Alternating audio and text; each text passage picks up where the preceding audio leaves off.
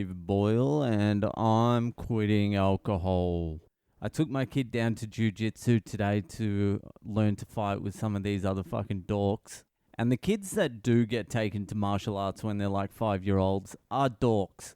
Like, the real fighters learn to fight in the street first. They start drug dealing at 8 years old. Then they become like standover men at 10 years old, pimps at 12. They have a midlife crisis at like 14, but they're hardened by the streets. They already know how to fight. They know how to throw a punch. They know how to take one. But it's wild. It's wild aggression. And then they go to a gym and they find a trainer that fucking knows how to channel all that fucking rage and energy into a world champion. That's how real fighters are created. They're not down at fucking jiu-jitsu training playing snake with the fucking skipping rope. I can tell you that for sure. There's no world champions. There's no future world champions in this dojo. But he needs it for the discipline more than cracking heads. And this is what one of the trainers said. So the two trainers, they were actually doing kickboxing today instead of jiu-jitsu. And one of the trainers was like, "We don't punch people. Do you know why, kids? Because it makes them sad." So we try not to ever punch people. I'm like, fuck, what's he doing here then? The whole fucking point of punching someone is to make them sad. I wouldn't fucking ever have punched anyone unless I wanted to make them sad. And she really pushed that making people sad point. We don't want to make anyone sad by punching them, do we? I'm like, sad? I'm not sending him here for fucking empathy training. Fucking teach him how to eye gouge cunts. Kick their fucking teeth in. Sad? What exactly am I paying for here with this 2-week free trial? But I throw my kid in there and I realize my kid's just out of control. Like, he was just running around. He didn't listen to a fucking thing these trainers said. He was doing flips and cartwheels. When she was trying to explain something, he would just run off and start hitting a punching bag. I'm like, fucking hell, has he always been like this? Are all 5-year-olds semi-retarded? And then there was a fat kid there who, it was his first day as well.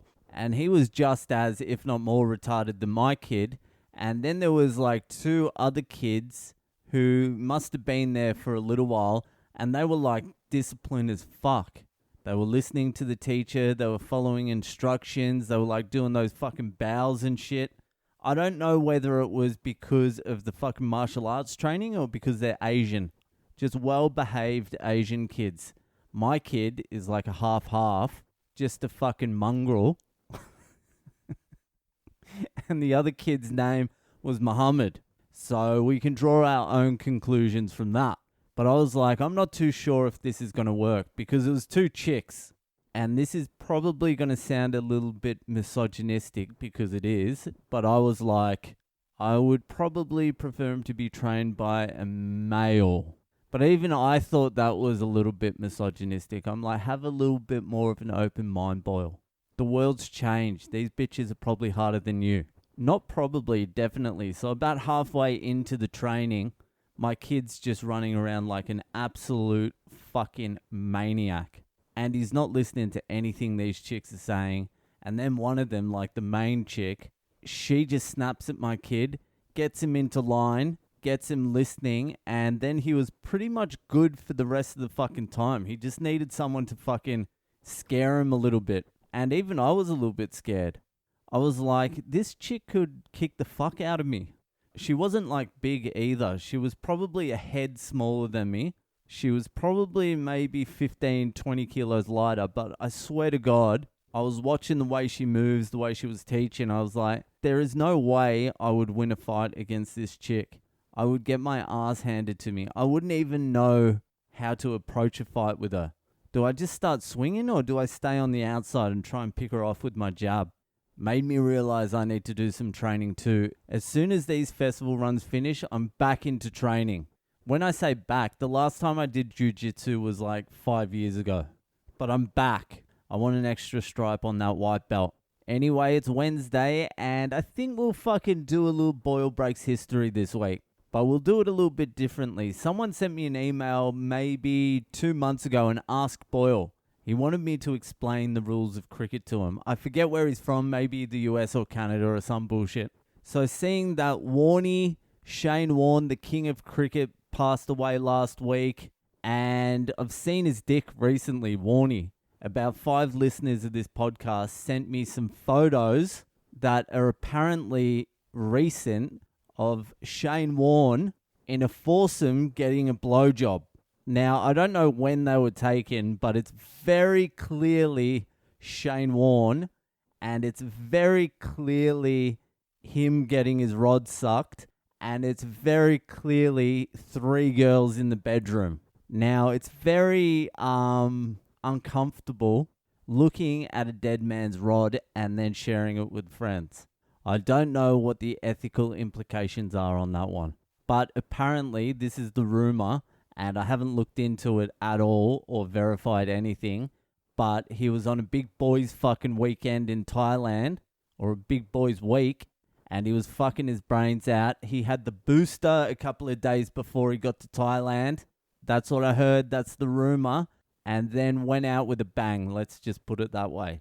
Anyway, R.I.P. Shane Warne. So let's get down to the cricket. How am I going to fucking explain the rules of cricket? It's hard to explain it unless you've actually seen what a cricket game looks like. I'm not going to explain like the setup at the field and all that sort of shit. I could be here for fucking 15 hours if I had to explain all of that. I'll just get you as far as being able to watch a game of cricket and understand the very fucking basics. All right, here we go. The first thing you need to know, I don't even know where to start, but the first thing you would probably need to know is there's what you call batsmen, there's bowlers, and there's fielders. And there's also a wicketkeeper as well. Anyway, forget about the fucking wicketkeeper for now. So the bowler is the equivalent of the pitcher in baseball, and the batsman is the equivalent of the hitter. The difference is in cricket, the bowler runs in, he takes a run up and sort of fucking slings the ball in. You want to bounce the ball so there's variation on the bounce, so it makes it harder for the batsman to hit the ball. Like a curveball in baseball, the equivalent of that is the movement off the pitch. So there's a bowler bowling to a batsman. And unlike baseball, there's no limit on how many balls a batsman can face. He can just sit there and leave as many balls as he wants. He doesn't have to hit anything. But fuck, I'm going to be here all night with this one. So he can just sit there and leave as many balls as he wants. The batsman has an objective and the bowler has an objective. The bowler's objective is to get the batsman out. And there's 4 ways for a batsman to go out. The first one is bowled. This is when the bowler hits the 3 wickets the batsman's standing in front of. You have to at least have seen a cricket game before. There's 3 wickets that are standing vertically, and there's 2 bails on top of the wickets. Once the bails are knocked off with the ball, that's out. So that's one way to get a batsman out. The other way is caught. And that's just the same principle as in baseball. You hit it in the air, a fielder catches it, you're out. The third way to go out is LBW, which is leg before wicket. This is where it gets a little bit complex. So when the bowler is bowling the ball to the batsman's trying to hit it and protect their wickets, the stumps. The stumps and wickets are the same thing. So sometimes when the bowler bowls, the batsman will go to hit the ball and miss it completely, and it will hit him usually around the legs, leg before wicket, while he's standing directly in front of the wicket. So the concept is that if the batsman wasn't standing there, the ball would continue on and hit the wickets and you'd be out. So leg before wicket. Do you get what I'm saying? Probably fucking not. So basically, the dumb cunt batsman's missed the ball. He's standing directly in front of the wickets. It's hit him on the leg. If you took the batsman away and you think the ball would hit the wicket and knock off the bails, then the batsman's out. And all this is decided by the umpire and a video review now. So that's the third way to go out. Now, before I explain the fourth way you go out, I'm going to explain to you what the batsman is trying to do. So the batsman is trying to score runs. And there's 3 ways you can score runs. The first one is, so you know how you run around the bases to score a run in baseball? Well, to get 1 run, the batsman runs to the opposite end of the pitch. And there's always 2 batsmen at a time. So if you score 1 run, you run to the opposite end of the pitch and the other batsman now faces the ball. Jesus Christ, this is getting complex. So you can run as many as you want, but the fourth way to get out in cricket is run out. So if you don't make it to the other end, there's a crease you need to make it past before the fielder gets the ball in and knocks the bails off the wickets with the ball, you're out. So if you're not safely behind the crease, which would be like the equivalent of getting to a base, first, second or third base, getting behind the crease is touching the base, you're safe. But if you're outside the crease and the ball hits the wickets from a fielder or whatever, you're fucking out. So that's the 4 ways to get out. And that's the first way to score a run. You just run up and down the pitch. The second way to score runs is you can hit a 4, which is you hit it past all the fielders into the fence. So you've got a big oval of a ground, and if the ball comes off the bat and hits the fence, it's 4 runs. The other way to score runs is a 6. That's when you hit the ball over the fence. So it's 6 runs over the fence. Now that's just your real basic shit. That should get you through a game of cricket.